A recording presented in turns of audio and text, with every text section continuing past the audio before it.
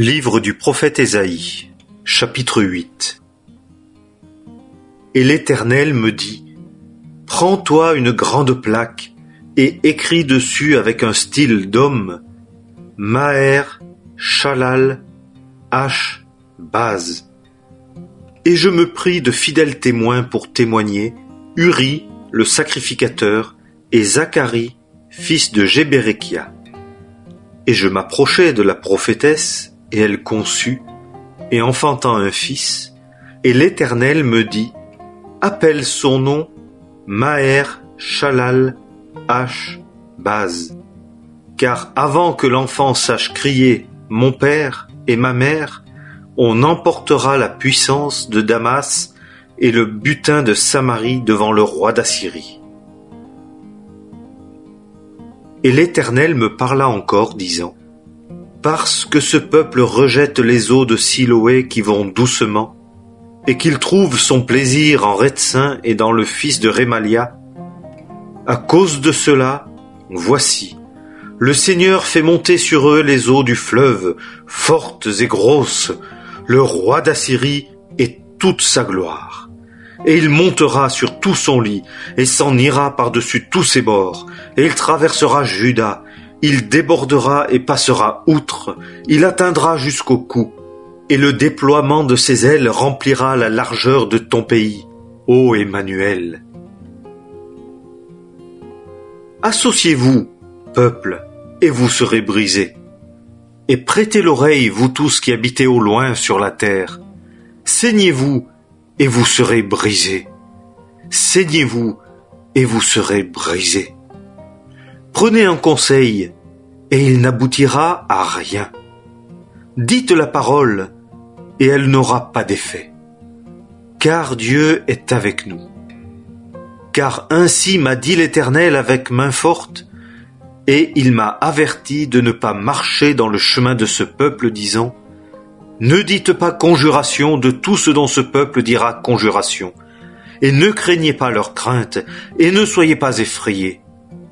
L'Éternel des armées, lui, sanctifiez-le, et que lui soit votre crainte, et lui votre frayeur.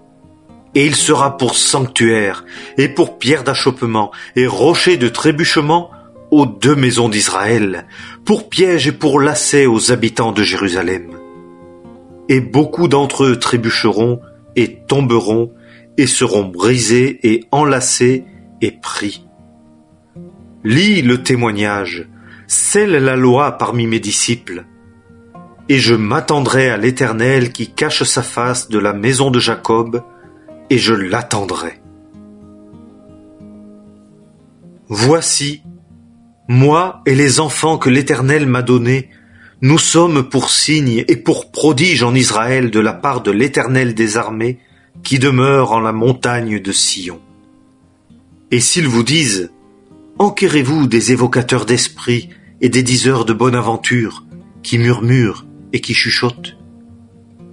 Un peuple ne s'enquiert-il pas de son Dieu? Ira-t-il aux morts pour les vivants? À la loi et au témoignage. S'il ne parle pas selon cette parole, il n'y aura pas d'aurore pour lui. Et il passera là, affligé et ayant faim. Et il arrivera que, lorsqu'il aura faim, il se dépitera et maudira son roi et son Dieu, et il regardera en haut, et il fixera son regard sur la terre, et voici la détresse, et les ténèbres, l'obscurité de l'angoisse, et il est repoussé dans d'épaisses ténèbres.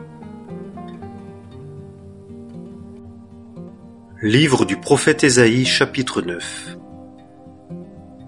Toutefois l'obscurité ne sera pas selon que la détresse fut sur la terre, quand au commencement il pesa légèrement sur le pays de Zabulon et le pays de Nephtali, et plus tard s'appesantit sur elle. Chemin de la mer, au-delà du Jourdain, Galilée des nations, le peuple qui marchait dans les ténèbres a vu une grande lumière. Ceux qui habitaient dans le pays de l'ombre de la mort, la lumière a resplendi sur eux. Tu as multiplié la nation, tu lui as accru la joie, ils se réjouissent devant toi, comme la joie à la moisson, comme on est transporté de joie quand on partage le butin. Car tu as cassé le joug qui pesait sur elle, et la verge de son épaule, le bâton de son oppresseur, comme au jour de Madian. Car toute chaussure de guerre qu'on chausse pour le tumulte, et le manteau roulé dans le sang, seront un embrasement, la pâture du feu. Car un enfant nous est né, un fils nous a été donné, et le gouvernement sera sur son épaule, et on appellera son nom merveilleux, conseiller, Dieu fort, Père du siècle, Prince de paix. À l'accroissement de son empire et à la paix, il n'y aura pas de fin, sur le trône de David et dans son royaume, pour l'établir et le soutenir en jugement et en justice, dès maintenant et à toujours. La jalousie de l'Éternel des armées fera cela. Le Seigneur a envoyé une parole à Jacob, et elle tombe sur Israël. Et le peuple tout entier le saura, Éphraïm et celui qui habite la Samarie, qui disent avec orgueil et avec hauteur de cœur, les briques sont tombées, nous bâtirons en pierre de taille. Les sycomores ont été coupés, nous les remplacerons par des cèdres. Mais l'Éternel suscitera les adversaires de Rétsin contre lui, et armera ses ennemis, les Syriens à l'est et les Philistins à l'ouest, et ils dévoreront Israël à gueule ouverte. Pour tout cela, sa colère ne s'est pas détournée, et sa main est encore étendue. Mais le peuple ne retourne pas à celui qui le frappe, et ne recherche pas l'Éternel des armées. Et l'Éternel retranchera d'Israël la tête et la queue, la branche de palmier et le jonc en un seul jour. L'ancien et l'homme considéré, lui est à la tête, et le prophète qui enseigne le mensonge, lui est à la queue. Car les conducteurs de ce peuple le fourvoient, et ceux qui sont conduits par eux périssent. C'est pourquoi le Seigneur ne se réjouira pas en leurs jeunes gens, et n'aura pas compassion de leurs orphelins et de leurs veuves, car tous ensemble, ce sont des profanes, et des gens qui font le mal, et toute bouche profère l'impiété. Pour tout cela, sa colère ne s'est pas détournée, et sa main est encore étendue. Car la méchanceté brûle comme un feu, elle dévore les ronces et les épines, et embrase les épaisseurs de la forêt, et roule et s'élève en colonne de fumée. Par la fureur de l'Éternel des armées, le pays est consumé, et le peuple est comme ceux qui alimentent le feu. L'un n'épargne pas l'autre. Et on arrache à droite, et on a faim. Et on dévore à gauche, et on n'est pas rassasié. Ils mangent chacun la chair de son bras, Manassé Éphraïm, et Éphraïm Manassé, et ceux-ci ensemble sont contre Juda. Pour tout cela, sa colère ne s'est pas détournée, et sa main est encore étendue. Livre du prophète Ésaïe, chapitre 10. Malheur à ceux qui rendent des décrets d'iniquité, et à ceux qui écrivent des arrêts d'oppression, pour empêcher que justice ne soit faite aux pauvres, et pour ravir leurs droits aux affligés de mon peuple, pour faire des veuves leur proie, et piller les orphelins. Et que ferez-vous au jour de la visitation et de la destruction qui vient de loin? Vers qui vous enfuirez-vous pour avoir du secours? Et où laisserez-vous votre gloire? Il ne reste qu'à se courber sous les prisonniers, et ils tomberont sous ceux qui sont massacrés. Pour tout cela, sa colère ne s'est pas détournée, et sa main est encore étendue. Ah! La Syrie, verge de ma colère, et le bâton qui est dans leurs mains, c'est mon indignation. Je l'enverrai contre une nation profane, et je lui donnerai un mandat contre le peuple de ma fureur pour le butiner et le piller et pour le fouler aux pieds comme la boue des rues. Mais lui n'en juge pas ainsi, et son cœur ne pense pas ainsi, car il a au cœur de dévaster et de retrancher des nations, pas en petit nombre, car il a dit: mes princes ne sont-ils pas tous des rois? Calno n'est-elle pas comme Carchemish?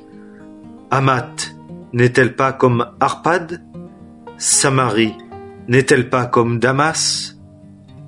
Comme ma main a trouvé les royaumes des idoles, et leurs images étaient plus que celles de Jérusalem et de Samarie, ne ferai-je pas à Jérusalem et à ses images ainsi que j'ai fait à Samarie et à ses idoles?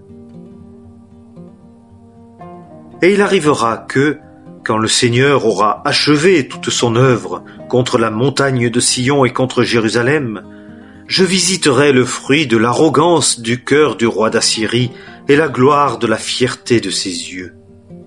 Car il a dit: par la force de ma main je l'ai fait, et par ma sagesse, car je suis intelligent, et j'ai ôté les bornes des peuples, et j'ai pillé leurs trésors, et comme un homme puissant, j'ai fait descendre ceux qui étaient assis sur des trônes.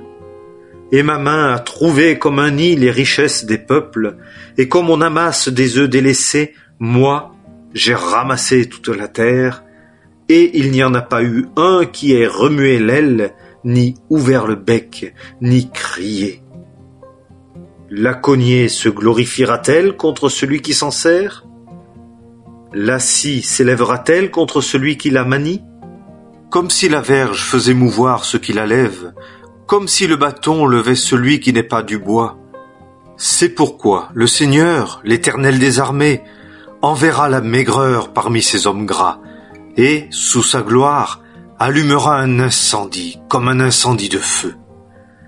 Et la lumière d'Israël sera un feu, et son sein une flamme. Et il brûlera et dévorera ses épines et ses ronces en un seul jour.